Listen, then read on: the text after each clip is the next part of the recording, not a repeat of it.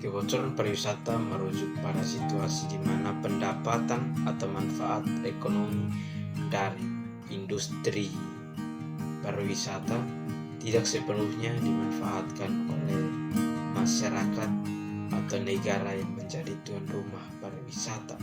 Ini bisa terjadi ketika sebagian besar pendapatan dari pariwisata mengalir keluar daerah atau negara, misalnya melalui kepemilikan usaha asing oleh investor asing.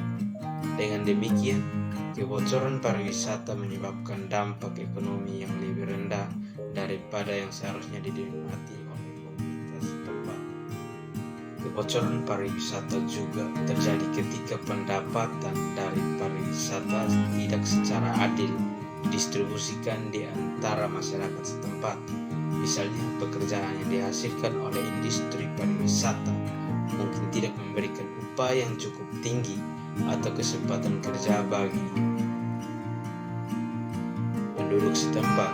Selain itu, sebagian besar manfaat ekonomi mungkin hanya dirasakan oleh sektor tertentu seperti hotel dan restoran, sementara sektor lainnya seperti pertanian atau industri kerajinan tangan tidak mendapatkan keuntungan.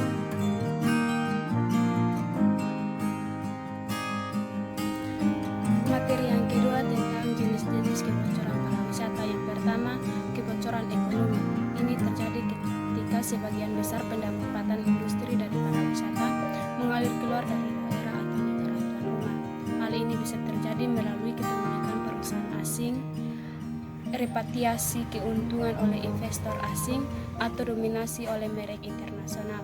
Akibatnya, manfaat ekonomi yang harus dinikmati oleh masyarakat setempat berkurang. Yang kedua, kebocoran tenaga kerja.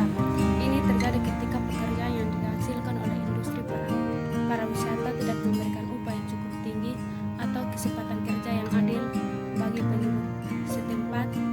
Banyak pekerjaan pariwisata seringkali bersifat sementara atau berstatus kontrak dengan kondisi kerja yang tidak stabil dan tanpa jaminan sosial.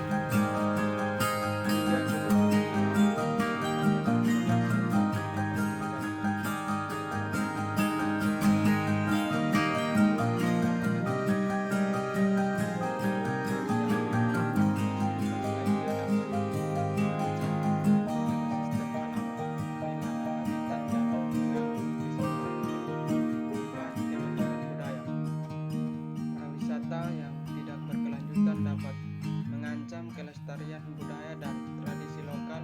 Pengaruh budaya asing yang kuat atau komersialisasi budaya tradisional dapat menyebabkan hilangnya identitas budaya asli dan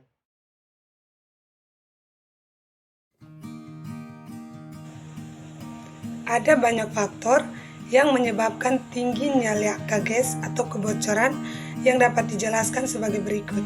Yang pertama, negara kepulauan kecil cenderung berada pada skala ekonomi yang kecil dan memiliki ketergantungan impor yang tinggi karena tidak memiliki kapasitas produksi untuk menghasilkan barang dan jasa yang diperlukan oleh sektor pariwisata.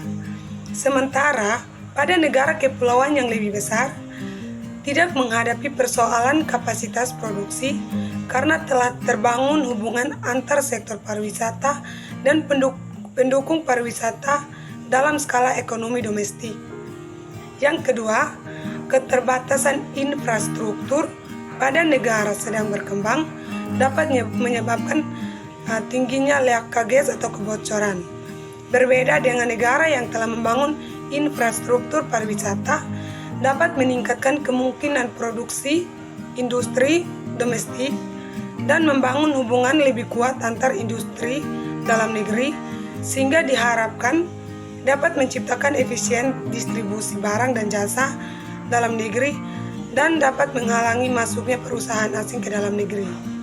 Yang ketiga, meningkatkan angka kunjungan wisata ke luar negeri dalam beberapa tahun terakhir dapat menyebabkan meningkatnya perminatan barang dan jasa untuk keperluan sektor pariwisata. Dan akhirnya sumber daya domestik tidak mampu memenuhi kebutuhan sektor pariwisata dan sektor pendukung pariwisata seperti pertanian. Akibatnya, kebutuhan sektor pariwisata dan sektor pendukung pariwisata menjadi tidak efisien, bahkan justru berbiaya tinggi atau inefisien, dan impor dianggap menjadi alternatif yang lebih baik.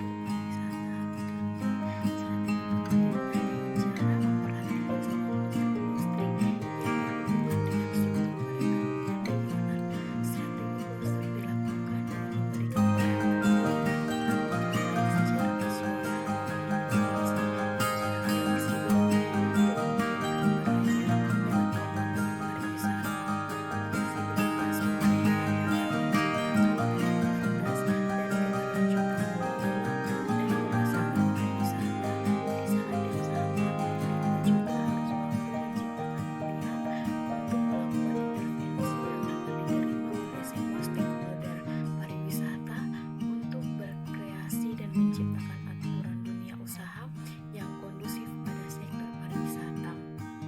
Campur tangan pemerintah diperlukan pada semua infrastruktur yang terbagi menjadi 3 level sebagai berikut. Yang pertama, ekspor level. Campur tangan pemerintah pada level ini didasarkan pada kenyataan bahwa pertumbuhan dan perkembangan industri pariwisata memiliki persamaan input seperti kebutuhan tenaga kerja, teknologi, pendanaan, infrastruktur, pada sebuah struktur yang harus diatur sedemikian rupa untuk minimalkan terjadinya krisis. Yang kedua, regional supplier atau regional supplier level. Campur tangan pemerintah juga diperlukan untuk memfasilitasi provider asing, di mana provider asing diperlukan untuk menyediakan komponen yang tidak mampu disediakan oleh provider domestik atau kebutuhan barang dan jasa. Inilah yang menarik masuknya supplier asing ke regional dengan tingkat progres yang sekecil mungkin. Yang ketiga, ekonomi input level. Campur tangan pemerintah pada level ini diperlukan bagi semua pihak untuk menyediakan landasan bisnis.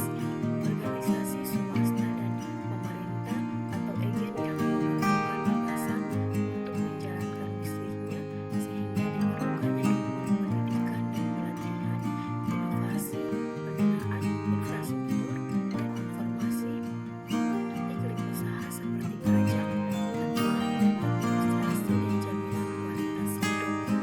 Lebih lanjut, dapat diuraikan bahwa penanaman modal asing atau finance pada sektor pariwisata dan kerjasama antara perusahaan domestik dan asing harus dilakukan dalam hubungan regional dan dilakukan secara selektif untuk pembangunan yang bersifat kawasan. Yang pertama, modernisasi. Modernisasi yang dilakukan secara komprehensif pada sistem yang transparan, khususnya yang berkaitan dengan desain dan engineering, equipment, dan supplies. Yang kedua, menghindari adanya peluang terjadinya tindak korupsi pada kontrak manufacturing. Yang ketiga, melakukan regulasi pembatas dan rasionalisasi. Yang keempat, melakukan legal protection khususnya untuk rekan perusahaan pariwisata asing pada marketing dan distribusi dan logistik. Jadi, keempat poin tadi dapat dilakukan pada framework kerjasama GATS. Pemerintah juga dapat meminimalkan terjadinya external leakage dengan cara membuat model kontrak kerjasama bagi perusahaan pariwisata dengan investor asing dan supplier dengan perjanjian atau kesepakatan internasional yang berpihak pada sektor pariwisata regional atau domestik. Pemerintah harus juga dapat menyediakan sistem yang mendorong pemberdayaan tenaga kerja lokal, sehingga mendorong adanya inovasi pada industri pariwisata. Pemerintah juga harus dapat menjamin keberlanjutan pemasaran destinasi.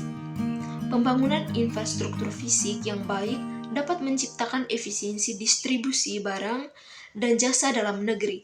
Pemerintah juga diharapkan dapat menjamin iklim bisnis yang kondusif dengan menjamin adanya stabilitas politik dan keamanan yang terjamin, dan pada akhirnya pembangunan pariwisata harusnya dapat menciptakan terwujudnya kualitas hidup yang lebih baik bagi semua stakeholder pariwisata.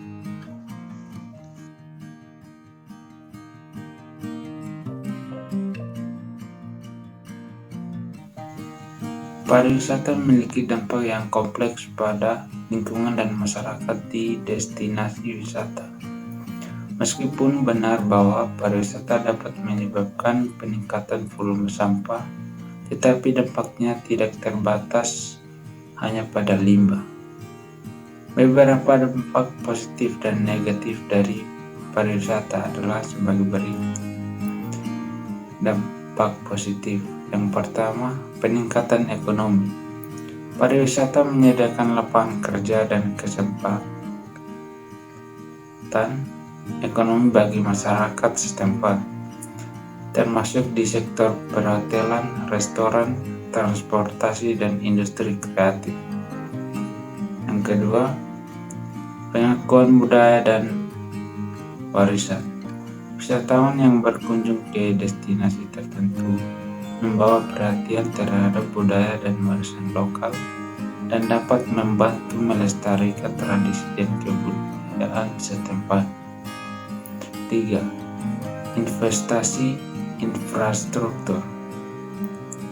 Pendapatan dari pariwisata sering digunakan untuk membangun atau meningkatkan infrastruktur seperti jalan, bandara, dan sarana umum lainnya, yang juga menguntungkan masyarakat setempat. Dampak negatif dari pariwisata. Yang pertama, peningkatan sampah. Tingkat kunjungan wisatawan yang tinggi dapat menyebabkan peningkatan volume sampah di destinasi wisata, terutama jika tidak ada infrastruktur pengelolaan sampah yang memadai. Yang kedua, pencemaran lingkungan. Kepadatan pengunjung dan aktivitas pariwisata tertentu dapat menyebabkan pencemaran air dan kerusakan ekosistem lokal. Ini dipengaruhi oleh faktor pertama, yaitu peningkatan sampah. Apabila sampah-sampah yang ada tidak segera ditangani, maka dapat memicu kerusakan ekosistem lokal. Yang ketiga, perubahan sosial dan budaya dalam masyarakat. Pariwisata yang berlebihan kadang-kadang dapat menyebabkan perubahan sosial dan budaya di masyarakat setempat. Ini mungkin dipengaruhi oleh adopsi budaya atau gaya hidup dari wisatawan asing. Yang keempat, overtourism atau kepadatan pengunjung. Jumlah wisatawan yang berlebihan di destinasi wisata tertentu dapat menyebabkan tekanan berlebihan pada lingkungan dan infrastruktur, termasuk mengurangi kualitas hidup bagi masyarakat lokal.